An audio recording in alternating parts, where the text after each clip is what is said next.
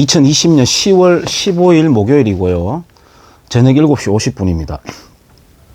매번 느끼는 거지만 정말 시간 빠르고 세월 빨리 지나간다고 생각됩니다. 올해가 거의 다 끝나가고 있습니다. 오늘 도착한 책인데 오늘 다 읽었는데요. 비교적 읽기가 쉬워가지고 짬날 때마다 금방금방 해서 읽었습니다.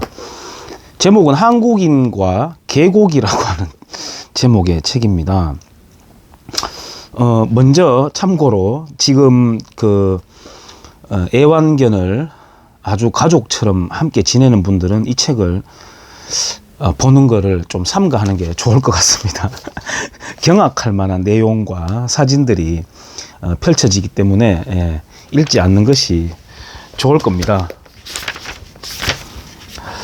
이분은 이 대학교, 지금도 그렇게 하고 있는지는 모르겠습니다만은 대학교에서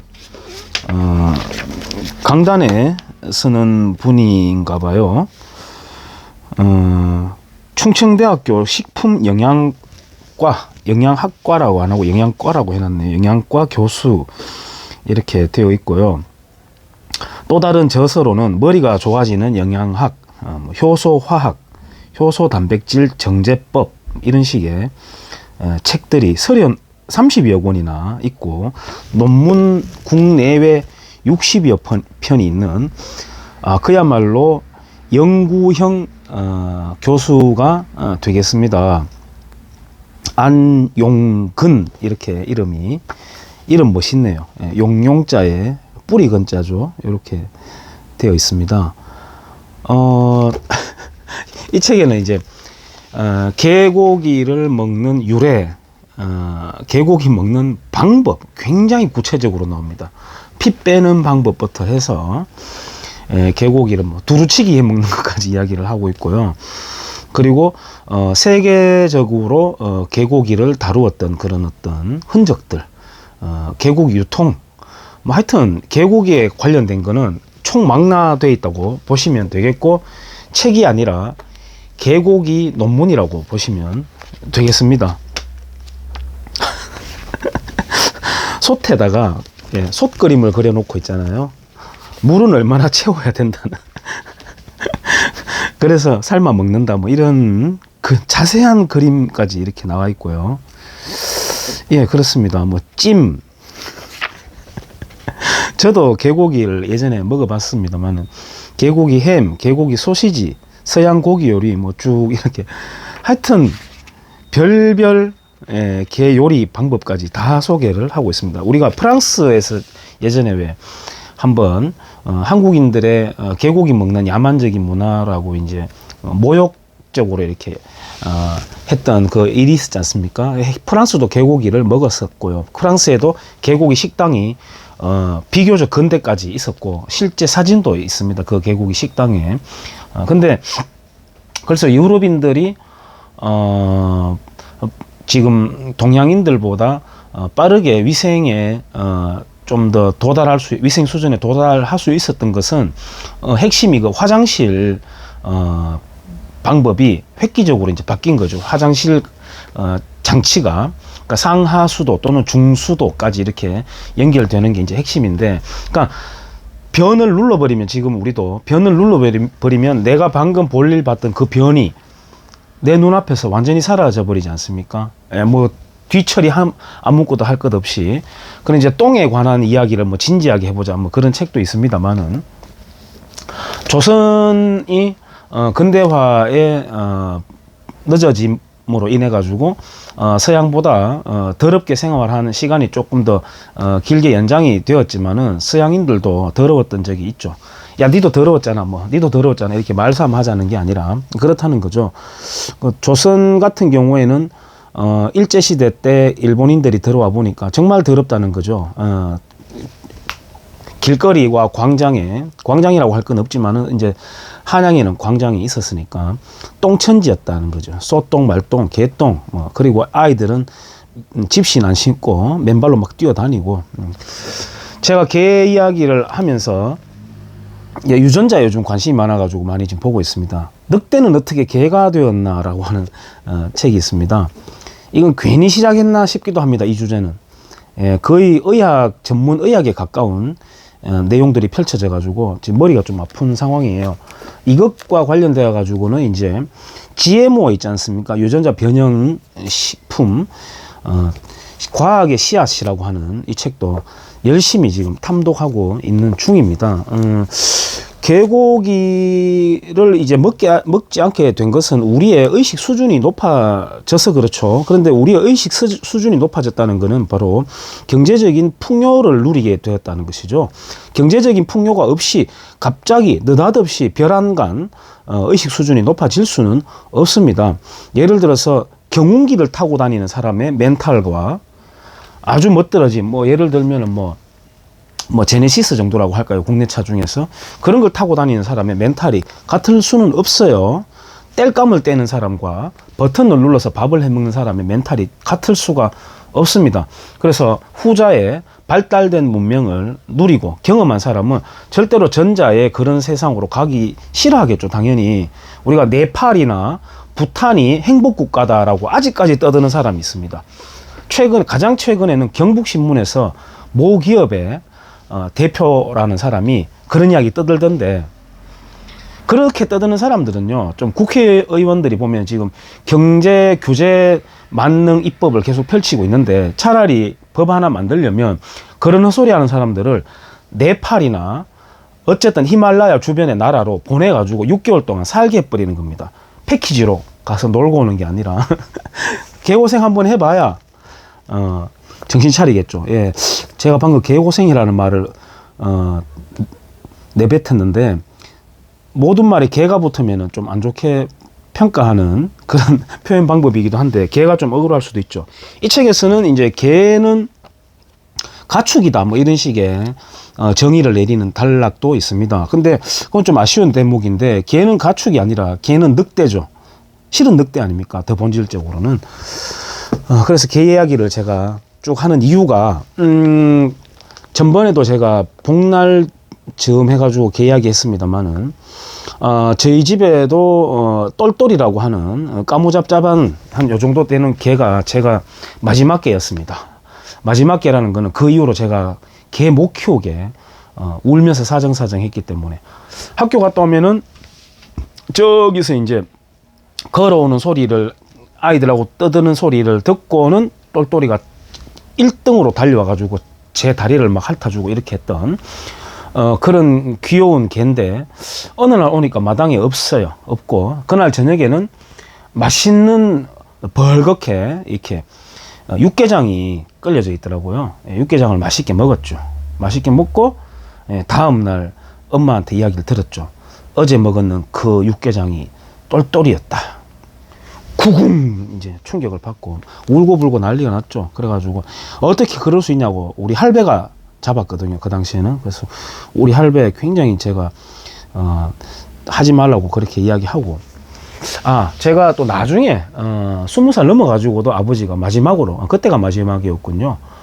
키우던 개를 잡아 드셔가지고 이 사촌들이라든지 젊은 우리 친척들을 충격에 빠지게 했었죠. 이제는 드시기는 드시는가 보더라고요. 식당 같은 데 가서. 근데 그때는요, 그때를 산 사람들이 야만인이라서 그런 게 아니에요. 정말 이해를 못 하겠죠. 이 지금 개 키우는 사람들은. 개가 지금 정말 상팔자 아니겠습니까? 아마 개끼리 대화를 할 거예요. 야, 너 그 집 주인은 미용실 몇 번 데리고 가주냐, 이렇게 할 정도로 애견샵도 있고 지금 잘 돼 있는데, 개가 아니면 단백질 섭취를 할 수 있는 기회가 거의 없는 거예요. 그러니까 개를 먹는 거죠. 소를 지금처럼 소고기집에 가서 편리하게 여기 몇 인분 주세요 하고 구워 먹고 그런 시스템이, 경제적인 풍요가 없었지 않습니까? 돼지조차도 저희 마을에서 공동으로 돼지 한 마리 잡아가지고 저희들 다 구경하고요. 정말 돼지 멱 따는 소리라는 거 들어보셨나요? 여기다가 팍 구멍을 뚫으면 피가요.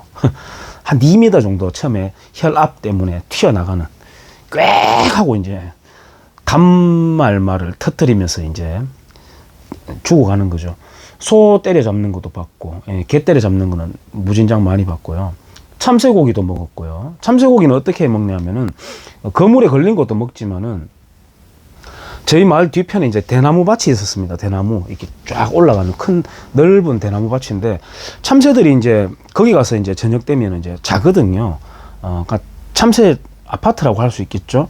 참새 떼가 쫙 이제 수백 마리가 이렇게 공중을 써내를 하다가 쫙 하고 이제 대나무 밭에 이제 들어가는 장면이 저녁 무렵이 되면은 굉장히 그 장관이거든요. 근데 태풍이 왔어요. 한날은 태풍이 와가지고 대나무들이 막 부딪힐 거 아닙니까? 거기에 맞아가지고 예, 참새들이 떨어져서 죽거나 예, 푸덕푸덕거리면서 있는 것을 저희들이 이제 포대기에 주워 담아가지고 몇 포대가 되는 거죠. 그래가지고 이제 볏집에다가 불을 피워놓고 거기다가 이제 참새를 넣는 겁니다. 그러면 털 타는 냄새가 노릇노릇한 냄새가 나고 난 뒤에 나중에 이제 툭툭 털어내고 나면은 이제 참새들이 있는 거죠. 참새 그 다리에 붙어 있는 허벅지 살 있잖아요. 정말 맛있습니다. 제가 지금까지 먹어봤는 고기 중에서는 참새고기, 그 다음에 토끼고기, 예, 두 가지가 가장 맛있었던 것 같고, 그 다음에 꿩이 맛있었던 거 서로 기억합니다. 개구리도 예, 많이 먹었죠, 어릴 때는. 그래서 그때는 단백질이 섭취할 수 있는 계기가 없어요. 없고, 이게 참 시대의 어떤 이 음양인데요. 저희 마을 옆에는 나병 환자들을 이제 모아가지고 살게 해줬습니다. 박정희 정권 때였습니다. 그거 들어올 때 저희 아버지를 비롯해서 동네 청년들이 경운기를 가지고 도로를 막고 시위를 벌리다가 붙잡혀 가가지고 진술서 쓰고 거기 유치장에 철창 신세 며칠 지다가 나오고 그렇게 하기도 했거든요. 이제 물론 우리 아버지는 그 뒤에는 이제 새마을 지도자 연수도 가고 지금은 누구보다도 박정희를 존경하는 분이죠. 근데 아무튼 그렇습니다. 그때 그 나병 환자들이 그 양계 사업을 했거든요. 양계 닭 키우고 그때 그분들이 생산해내는 계란이 거의 이 도시는 물론이고 다른 지역까지 굉장한 양을 차지할 만큼 많이 생산을 했습니다. 단백질인 것이죠. 그리고 닭을 먹게 되고 점점 개를 안 먹게 되는 겁니다. 될 수 있으면 안 먹는 게 좋죠. 때려잡고 키우던 거 먹으면 징그럽기도 하잖아요. 점점 안 먹게 되죠. 나중에는 어떤 일이 벌어질까요? 닭도 아마 잘 먹지 않겠죠. 개고기 먹는 거 반대하는 사람들은 치킨은 아직까지 먹지 않습니까? 돼지고기, 소고기도 먹죠. 제가 아까 유전자 조작이 변형이라고 말씀드렸습니다만은 개도 유전자가 다 조작이 된 거예요.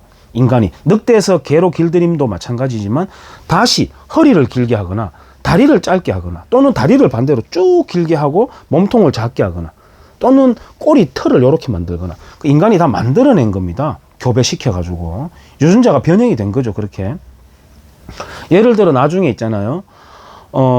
돼지를 있잖아요. 돼지가 지능이 높습니다. 어떤 학자는 돼지가 연필을 붙잡을 수 있다면 수학 문제를 풀지도 모른다라고 주장하는 학자도 있을 만큼 돼지가 영리하거든요.